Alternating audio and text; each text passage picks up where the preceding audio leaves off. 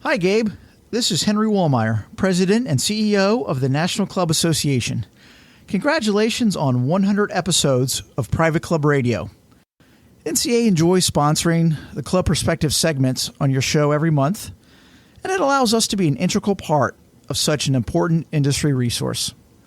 Private Club Radio provides in-depth club news and education in an exciting medium, which is a great way to reach the private club audience. As the industry's first and only regular podcast, you provide a groundbreaking format to conveniently share information with clubs. And whether I'm at home or on the go, it's always great to be able to hear from industry leaders. From all of us at the National Club Association, congratulations on your first 100 episodes of Private Club Radio, and we wish you continued success on your next 100.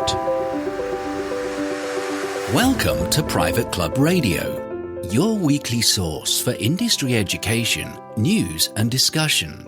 Broadcasting from Tampa, Florida, ladies and gentlemen, here is your host, Rick Coffey. Well, hello everyone, and yes, this is Rick Coffey, and welcome to the 100th episode of Private Club Radio.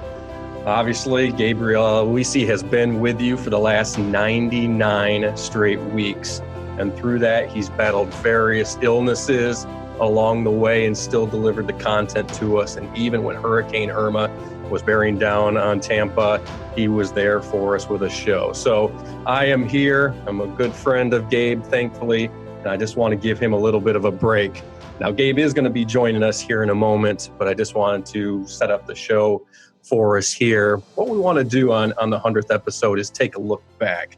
Obviously, there's been a lot of great content, a lot of great guest speakers along the way, and I think it's a fitting show to have Gabe in the interview seat rather than doing the interviews. So I'm honored to be in the seat of interviewing Gabe today. We're going to take a look and try to find out more about Gabe, how the show came to be, the reach it has now across the world, really, and find out some of Gabe's recollections and takeaways from the shows in place. So with that, I don't want to steal the show anymore from the man, the myth, the legend, our founder, Gabriel Aloisi. Good morning, Gabe.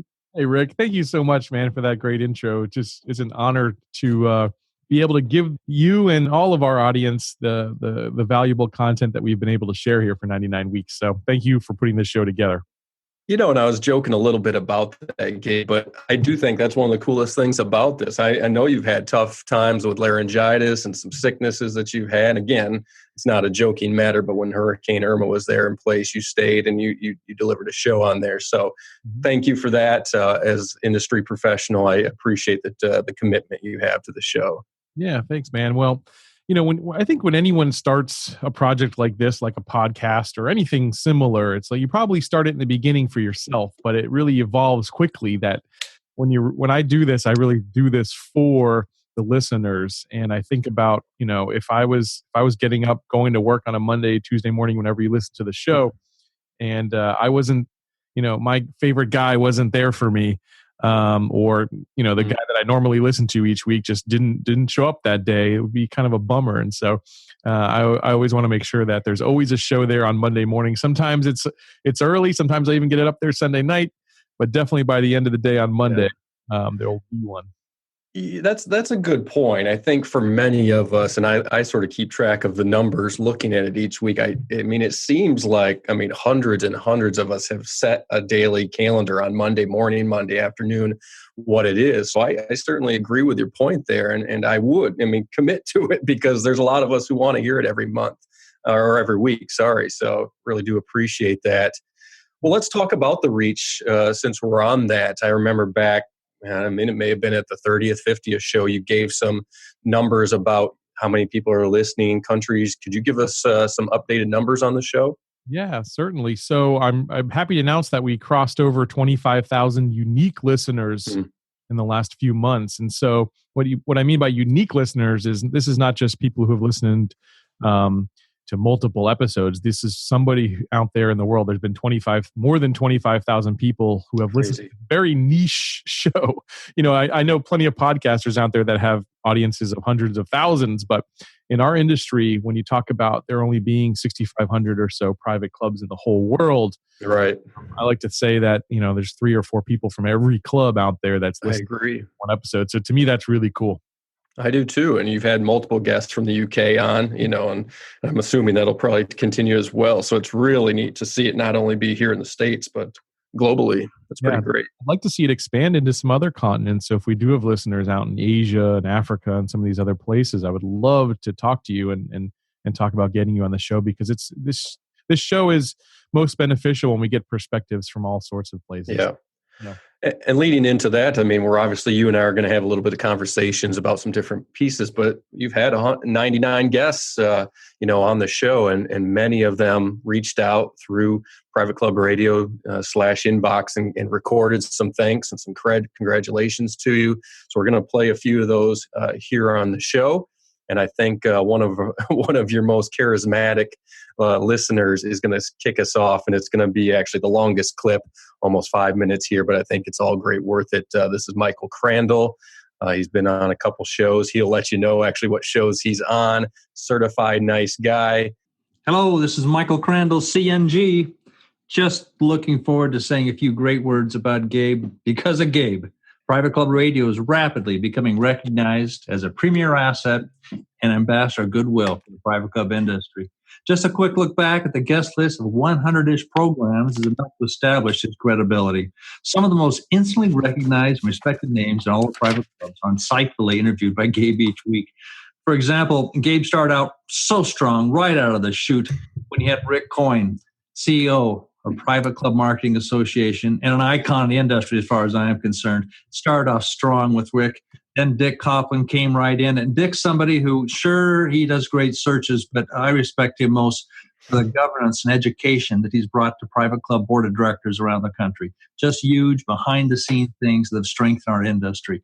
Whitney Reed, I've seen Whitney several times. I'm always impressed by the Reed Consulting services she brings to the table. Jim McLaughlin came in from, he's president of the Troon Private Club Division at the time, offered great insights that you wouldn't get anyplace else. I love Susan Green. Not a name most of you know, but she was president of the Club Marketing Association at the time and gave incredible insights and enthusiasm in what it takes in this day and age to market, retain, and go out and get new, younger members. Henry Wallmeyer, our new CEO, President of National Club Association, offers regular insights that are highly valued. Jackie Carpenter, for crying out loud, of Private Club Advisors, all over the map for a number of years, and the great things that she brings to our boards. Harvey Weiner, an icon, one of my favorites in all the industry of Search America, just gets a standing ovation from me, just the mention of his name. Greg Patterson, hey, a legend in his own mind. If you don't think so, just ask him. He'll tell you. He'll yell it to you. You're in the tribe, and you got the buzz with Greg. Unbelievable insights in the industry. Jeff Morgan, CEO Club Manager Association. Norm Spitzing, one of my all-time favorites as well. Master Club Advisor and a principal and senior partner of Master Club Advisors. Just does a great work. Loves the business as much as I do. I think the world of Norm. There's a guy named Rick Coffey. Rick Coffey. What about Rick? Oh, yeah. He's got his finger on the delete button for this interview. How do I do it? I mentioned your name, Rick. By the way, rumor has it, of all the programs, it's number 14 and program number 64. They're both off the charts. So just tell me just what is in your briefcase. Don't forget, 1464. All the while, even with all these icon names I've mentioned, it's Gabe himself who's slowly yet confidently become a recognized expert in industry as well. His book on marketing and what it takes in this steady age to really attract younger members and keep them into the club is astonishingly strong. And I've distributed copies of his books to clubs that have retained me for operational guidance. Every Monday, Private Club Radio releases yet another great interview. And it's a collection of things now that are must-listen to experiences every week for all serious professionals in the industry. In fact, board members need to listen to it as they're starting to get a better feel for the incredible skill sets and organization it takes to truly operate a great club. Keep in mind that all of these great interviews, as well as those coming up, are continuously 24/7 available and can easily be forwarded to industry peers as well as sharing with board members. Whenever there's touchy issues that need to be brought to the attention of key board members or staff, yet maybe it's not a good idea for the club manager to deliver it directly, all you got to do is forward one of the programs that Gabe so adeptly brings in interviews and send it and let them deliver the message for you. Over the years, many various industry print magazine articles are shared with our board. But Gabe has taken the concept of spreading the insightful insights of icons of the industry, and he's done it through Private Club Radio, and successfully expanded this concept to new heights. So, Gabe, congratulations from me personally, and a great big thank you from the Private Club industry as a whole. And one last thing, by the way, your lucky numbers today are program number 14 and 64. Thanks, Gabe. What do you think about that, Gabe? He really drives those numbers home. I love it. Yeah, no, he mentioned some of the all-time some of my favorite episodes on there. Well, don't get into that quite yet. I know, but he did allude to some of them, and yeah, it's just been a pleasure. Yeah, and I got to thank Michael for that too. I didn't ask him to obviously give a recap, but I thought it was a perfect sort of setup to the show of somebody who obviously does know the industry so well to obviously believe so much in the show and give us a recap like that. That was wonderful. So I want to, though, because when I started the show, I didn't think that, I wasn't sure if this would actually catch on or not, and it was because of people like Michael and yourself and, people like Rick Coyne and Jeff Morgan who came on the show and did really lend it credibility in the beginning. That's why it's been so successful, because you guys really raised the bar and just started to share some of those great insights that you had. Well, yes, and that's what I want to go into next. I really have never asked you a couple of these questions here. How did Private Club Radio come to mind for it? Can you walk us through that? Sure. Well, I have a good friend here locally in Tampa. His name's Chris Kermitzos, and for years he was like, "Gabe, you got to start a podcast. You got to start a podcast." And so I don't know why in the beginning, but I decided to go with kind of a broad podcast. I called it the Branding Podcast, and it was pretty successful. We did 19 episodes. But it got to be the point where I just kind of ran out of things to say about it. And so I wanted to really transition into something that I was passionate about, which was private clubs and the golf industry. And so I thought about it, started kind of just floating the idea at some conferences. I think it was one PCMA conference in Nashville. I floated the idea to you and a couple others and, said, what do you think of this? And everybody was like, wow, the industry could really use that. The real impetus behind it was there are some great publications in the industry. There's some great magazines, read publications. I think of like ones I read, like Boardroom Magazine, Club Perspectives, and the McMahon Report, and there's so many of these great publications out there, but there was nothing that I could see that you could just consume on demand passively. And that's the great thing about a podcast, I thought, was that you can listen to it passively. So if you're commuting to work, if you're working out, if you're taking a jog, or just walking around the club, or if you're shuffling paperwork in your office, you could listen to the show even in the background and passively consume it. And I thought that would be just a powerful way to spread the message. Plus the portability of a podcast. The fact that the show has now been listened to in 150 countries still blows my mind, Yeah. To see places, just random countries, like somebody in Angola was listening to the show. It's just wild that happens. And so that's pretty much how it came about.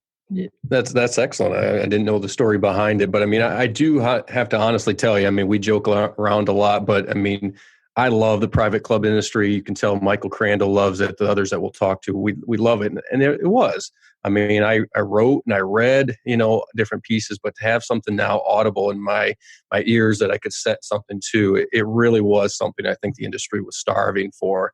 So again, thank you for that. And just to push it a little bit further, to be honest, I've been in the private club industry since 2007, and I really hadn't heard of Gabriel Aloisi until, I think it's only been a few years now. What was your background? Did you just like to play golf? And then what was it, honestly? Yeah, it's a good question. Well, I did grow up loving the game of golf. My father was formerly a PGA professional. He was a club pro up in Massachusetts, and he had taught me the game as a kid. So I started playing when I was 3 years old and just loved golf. When I was in high school and in college, all my friends worked at private clubs. They were the bag boys, the locker room attendants, and whatnot. And so I used to play at a lot of these clubs on Mondays when the staff got to play. A couple in particular, The Eagles Nest, which is Towson Golf and Country Club up in Towson, Maryland, was one. I had a friend who was an assistant professional at PD Dye in Maryland, and so we used to get to play these really awesome courses. And my whole life, I said, "Man, I'd love to be a member of a private club someday." Right.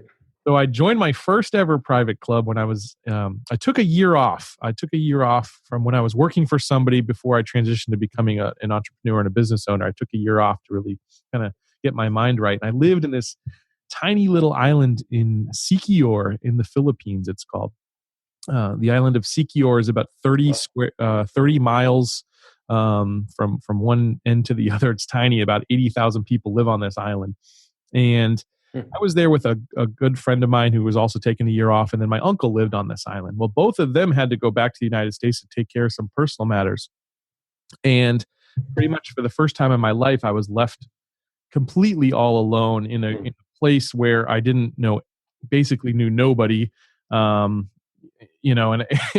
in this remote place that takes 2 or 3 days to even get to, because you have to take plane rides and boat rides and ferry rides just to get to this place. So it was like literally the middle of nowhere.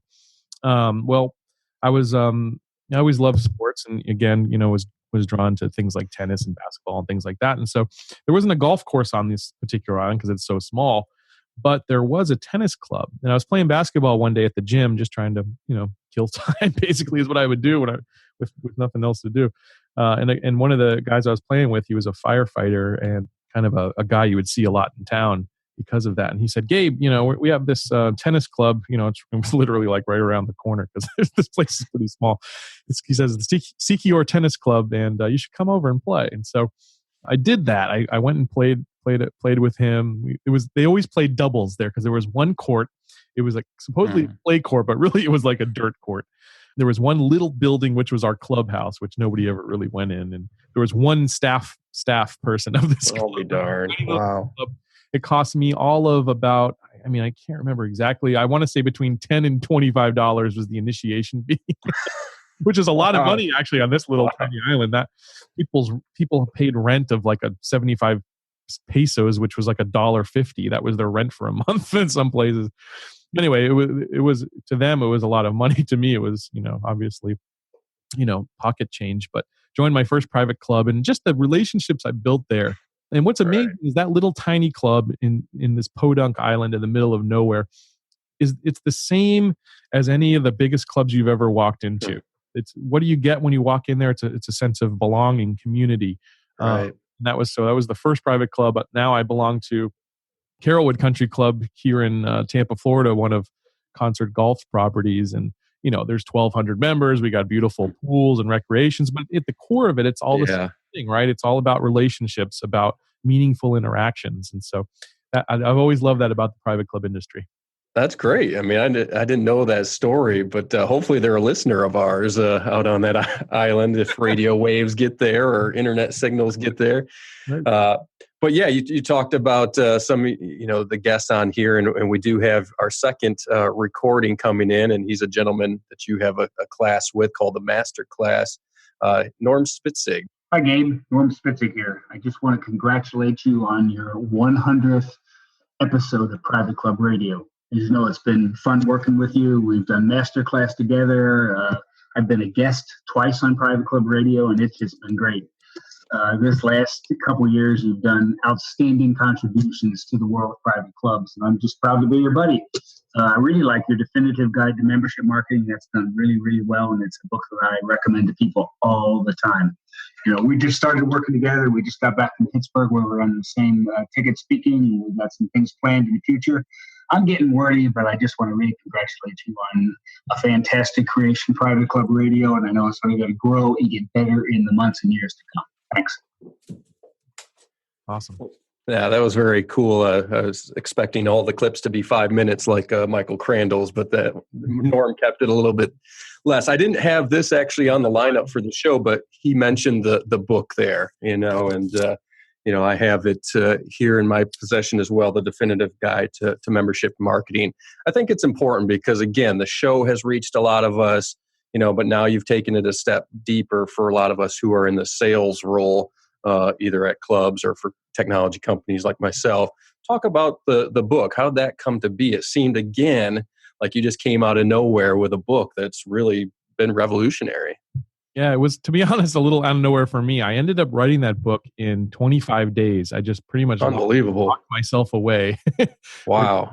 Thank God I have a wonderful wife, Anna, who watched the kids for me and really picked up a lot of slack while I was working on that book. I just woke up one day in January this year and I said, again, what's missing out there? What could people really use? And so I thought that a way to market your membership. In our industry, marketing is a dirty word, and I wanted to show that marketing is not a dirty word. If you do things right, you can build your membership in a sustainable way. And there again just wasn't a lot of literature in the industry, and I thought that it would fill a gap. And again, it shocked me honestly. I thought when I wrote the book, I was like, maybe there's a few hundred people out there who would actually read this thing. But again, to me, it was worth it. Even if a few hundred people read it. So we did a little pre-order for the book, which I know you participated in, some others, and we actually sold out my first 100 copies of the book very quickly. And so then it really caught fire, and to date, I think we've got to be near almost 1,000 copies sold. Congratulations!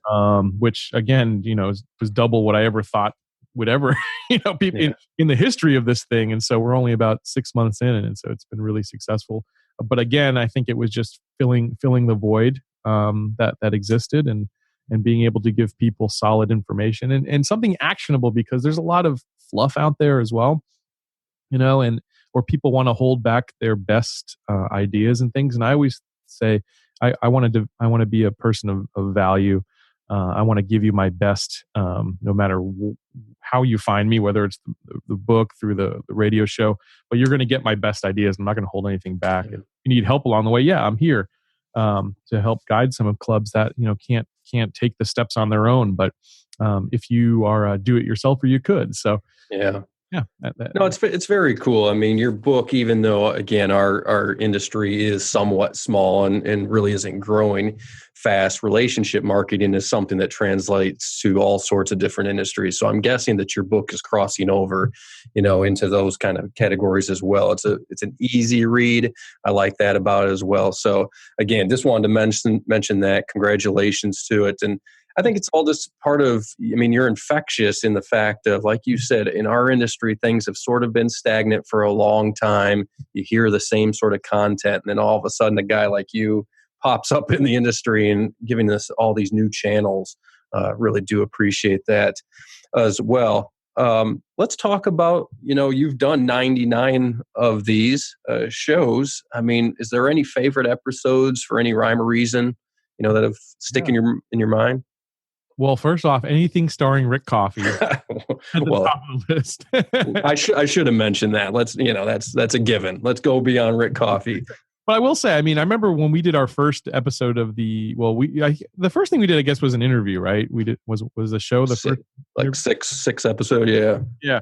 And then we started doing our first inbox, and I was like, we're gonna, I know the first one's gonna be a little clunky, but I said, Rick, if you and I keep doing this, we're good at it. And I think the last 2 or 3, so fun, incredible. Really, since the national conference, I don't, which was in Kansas City. What was that? Was that episode 4 or 5 of the inbox?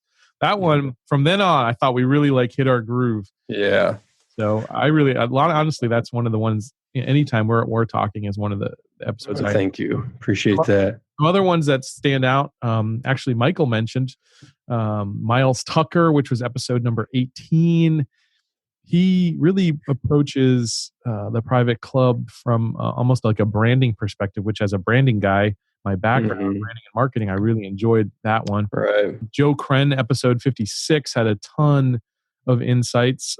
He's the general manager at Farmington Country Club. And Michael also mentioned it, but Jim McLaughlin from Troon was episode number 28. And he, as Michael mentioned, it was so outside the box, some of the things that he mentioned, or just ideas that you just hear anyone else talking about. And he had a really unique perspective. So definitely recommend everybody check those out. And the list could go on, obviously. Yeah. Episodes, Norm's episodes, they're all awesome. But those are just a few of the ones that stood out for me. No, I appreciate that. Again, talking about the inbox, there's been a few now spinoffs. You talk about popular TV shows. Well, you might get a spinoff or two off of that, and this sort of happened from this. Obviously, with us with the inbox, but now you have Norm with the master class, and the next guy who's got a recording to congratulate you and thank you also has one called Board Chats, and that's the CEO of Concert Golf, Peter Nanula. Hey, Gabe. It's Peter Nanula from Concert Golf Partners. Hey, I wanted to wish you a happy 100th episode of Private Club Radio. I think what you're doing is a great service to the industry, and I'm happy to be a part of it.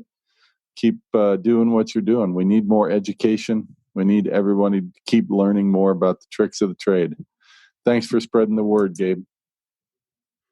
Yeah, Peter's awesome, and I know that you have a great relationship with him as well, but that's what I dislike. I mean, we get the 99 weekly episodes about different topics, but there's a few core areas, and obviously boardroom, meetings, which Peters can talk about, and the masterclass with Norm. It's sort of, we get to come back to those, monthly, quarterly, whatever it is. I think it all works together, and I think you'd agree with that. Yeah, I mean, the thing is with any show like this, it's a ton of work. And so your company, Club Essential, really was the first one who decided that they were going to partner with Private Club Radio. So I always thank you for that. It really came from you, Rick.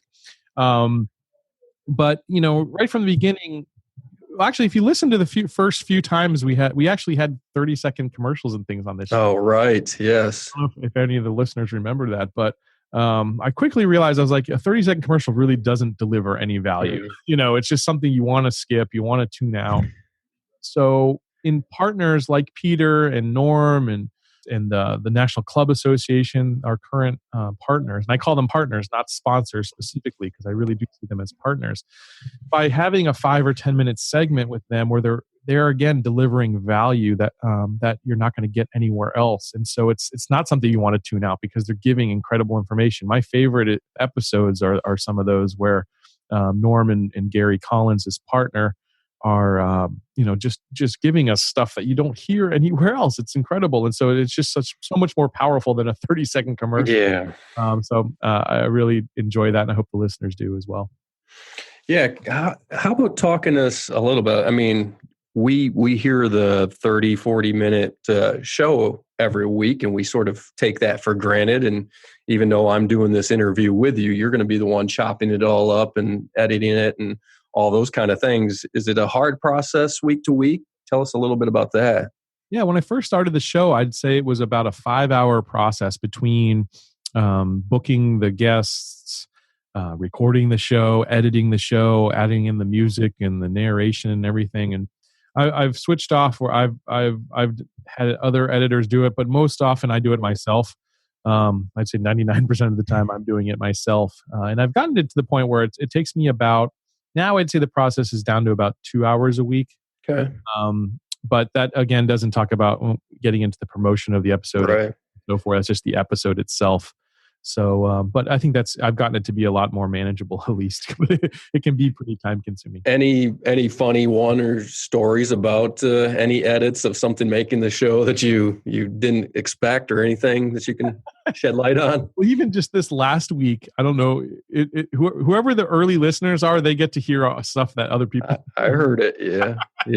Yeah. Just this last week, I messed up and I said, okay, I'm going to re-record that, but I forgot to edit that part out because I was rushing. So the early listeners like you, Rick, get to hear that stuff if you listen to it on Tuesday, Wednesday. Usually I've listened to the episode myself and gone back to make the edits. But actually, there's a podcast event called Podfest. And again, it's run by that same friend of mine, Chris Kermitzos in Orlando. But they had an award show actually last year. And I won an award for like the biggest mess up or something. Oh, yeah, I do. It's kind of like the Raspberries where they give awards for funny things. And so I actually, on one of the days I was really sick and my voice was tight, it was the winter time. I was trying to just warm. I was like, well, I know like singers and stuff warm their voices up. So I was like, I'll try that. So as like the music was playing and the announcer comes on, you hear me going, la, la, la, la, la, just doing all this crazy stuff. And How now, brown cow? I left it in the episode. It was there for at least a day. And so I don't know if you heard that one, but I think I did. A few people certainly did, because I think 50 or 100 people had listened to it by the time I was able to go in and re-update the track. So mess ups happen a lot. Oh, it's fun. And then on our last inbox, you surprised me with a finish to our show of that I wasn't expecting as well. Yeah. Not sure if many people caught that in inbox 7. It's almost like staying for the credits. Right. Got a little thing there, so that was nice to hear. Well, let's go to another sort of yeah, Dan Schmitz of KE Camps. Thank you. He gave the I became Chuck Norris for a segment on there. So, but let's talk a little bit, and we're going to go into another clip here. But Private Club Radio sort of expanded a little bit into the Golf Radio Network, or maybe a sister show there. And I know one of the gentlemen on that on Wednesdays is Ricky Potts. Is Golf Radio Network still up and running, Gabe? Yeah, in fact, I plan on devoting a lot more attention to it here in the fall and winter time. Ricky, I was a fan of his show, the hashtag Wednesday Match Play. It's a YouTube channel, and he also has a big active community on Google. He has the biggest golf community. It's called Plus Golf on Google. There's over 25,000 or so people that belong to that page. And so I just saw him as, again, somebody else who had a ton of potential in terms of influence. And he didn't have a podcast. And I said, well, and I actually went down to play golf with him at his property, Tiburon in Naples, which is gorgeous. Okay. Remastered one of their courses. I think it's the black course. But while we were playing, I talked to him and I said, Ricky, you don't have a podcast right now. What would you think about kind of teaming up and I'm thinking about creating a network and getting some more hosts. And so Ricky said yes to it almost immediately. And I love his show, which as a podcast airs every Thursday morning because he records it Wednesday evening. The podcast comes out on Thursdays, but I'm actively looking to find some more hosts. In fact, I was going to talk to you, Rick, about doing a show on the Golf Radio Network as well, in addition to spinning off the inbox. Well, yeah, I think, just expanding what you do, the semi-privates, the publics, there's a lot out there. And so, I think just pushing this further would be great. Well, a lot of those people will someday become private club members, hopefully. Right. Well, Ricky did send in his thank yous and congratulations in a little clip. Do you mind playing that for us? I've been listening to Private Club Radio for a long time and was excited to finally meet Gabe when I moved to Southwest Florida. Since then, Gabe has appeared on my YouTube show, the hashtag Wednesday Match Play, presented by Eat Sleep Golf, and we have played several rounds of golf together. I one day hope to become a private club general manager, and the content that Gabe continues to produce is helping me to reach my goals. I want to thank Gabe for more than just his great content and the growth of Private Club Radio. I also want to thank him for allowing me to be a part of the Golf Radio Network and for spending time with me on and off the golf course. I hope to spend more time with him, and I'm honored to call such a distinguished gentleman my friend. Gabe, keep doing what you're doing, and here's to the next 100 episodes. Very cool. I think that's the case. Hopefully you take away from this and the promotion that's come around this. I do think you've impacted a lot of us, and there's been so much content, and I know it's probably difficult for you after 99 episodes of trying to freshen it up with different kinds of things. But I just think you've done such a good job with it. Yeah, thank you, Rick. It's people like you, people like Ricky that I could instantly recognize. You guys have star power, but whether you even recognize it or not. I certainly, when I started it, I hated my voice. I didn't, I was very nervous if you listen to Rick Coyne's interview, Dick Copland, some of those early interviews, I was really horrible. At least I thought I was. I was reading all of my questions, word for word. I would type time, now I can really flow with it. But you guys, I could see that you and Ricky and some other folks really had just a natural way, exuberance, and you were passionate, and you can't buy that kind of stuff. And so that's why I've really enjoyed having you guys as part of this as well.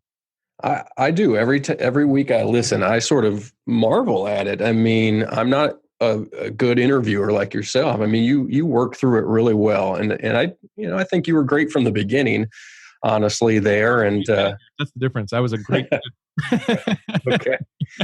So each week what I do, I'll just take you inside my calendar. I set it for 3:30 Central Time every Monday. I listen to the show, and I have a pad of paper in front of me, and whatever the content, whoever the speaker is, I take notes on it and everything. And I'm sure you've probably done the same thing because you're obviously asking the questions. Is there 1-2 nuggets that you sort of taken away from a show or two that stuck with you of going, wow, that was gold? Anything come to mind? Yeah, totally. I'm just going to read you a few quotes that I grabbed. First off, Jackie Carpenter, she had a great quote on the show. Don't focus on the can'ts, focus on the can-dos. I remember that. Yep. That was a really good one.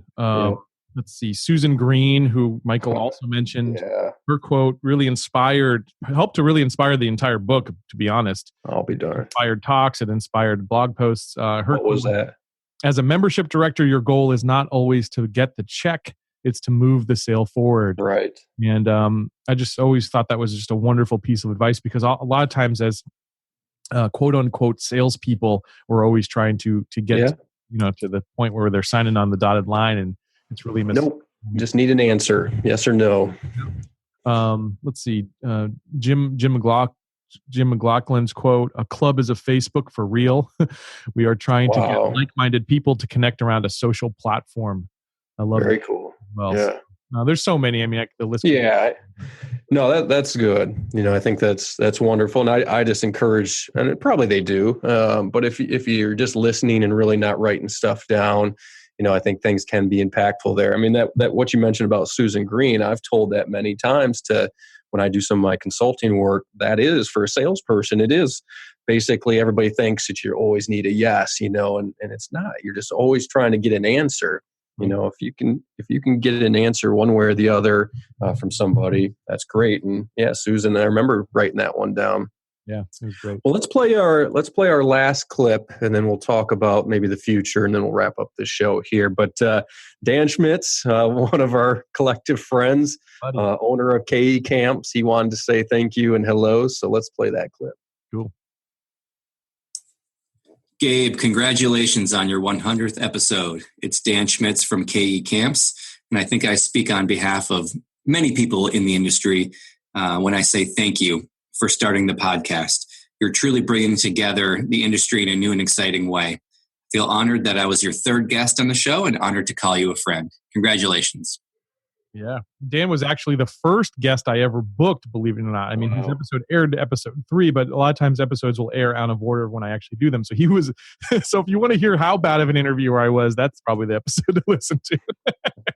That's funny. He's such a good guy, and again, I want to hammer this home. And we have a lot of fun. We razz on each other, Dan and I, and you and I were at the PCMA conference this months ago, and we sort of just run together and everything. But I want everybody to know, we joke and do a lot together, but I think everybody truly just thanks you for this, because we're all passionate about the same industry, and we've never had a vehicle like this each week. So again, for about the 15th time, thank you for what you've been doing. Yeah, well, it's my honor, honestly, and I love doing it every Monday morning, and I look forward to it now. So what's 101 through 200? Anything new that you're scoping out? Yeah, well, I mean, I think it's just going to be continuing on finding thought leaders out there that have interesting things to say. And again, when I started this podcast, I thought, well, what happens if I run out? We say everything there is to be said in 15, 20 episodes, and it hasn't been that way at all, which is incredible. Yeah. Every single interview almost leads to 5 more questions. It's kind of running down the rabbit hole. And there's so many talented people out there from all sorts of walks of life and areas of the world. We got managers, membership directors, board members, members of clubs, and they all have something to say. I would probably like to start to feature and get member stories and things like that, which I think would be impactful, and talk to more board members and committee members as well. But I'm always open to getting pitched, and I see a lot come through. Most of the times I say yes, because that's just when the universe calls, you say yes. And so when people pitch a story to me, as long as it's it seems like it could be of value to people, I always put them on the show. And I'm not one of these people who's like, oh no, you got to pay to be on the show or something like that. Right. If someone has something interesting and valuable to say that will help the listeners, I'd love to tell the story.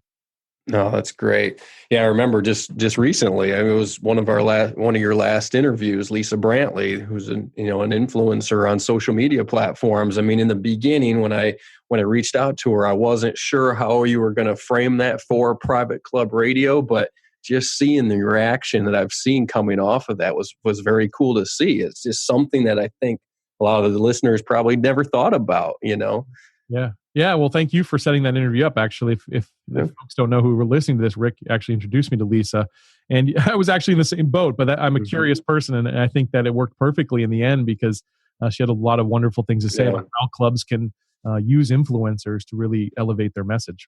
Yeah, I think it's sort of a little testing ground, on how that went. But again, the response, I believe, was overwhelming to that of people just saying, "Wow, that was great." Yeah. Well, thank you, Gabe. Again, I just keep saying that this was fun. I appreciate you honestly asking me to do so, of hosting this. But I just wish you the best. Just know that there's a lot of us out there who need this. It's gone past just wanting it. It's part of our weekly routines. It's part of our passion for the industry. So when you're struggling, whether it's physically, mentally about putting this together, just know that your efforts are really paying off, and we really need this now. I appreciate it, Rick, and that's what fuels me for sure. Absolutely. So I think, could you send us off with your normal Private Club Radio ending? Oh, sure. Until next week, here's to your membership success. Awesome.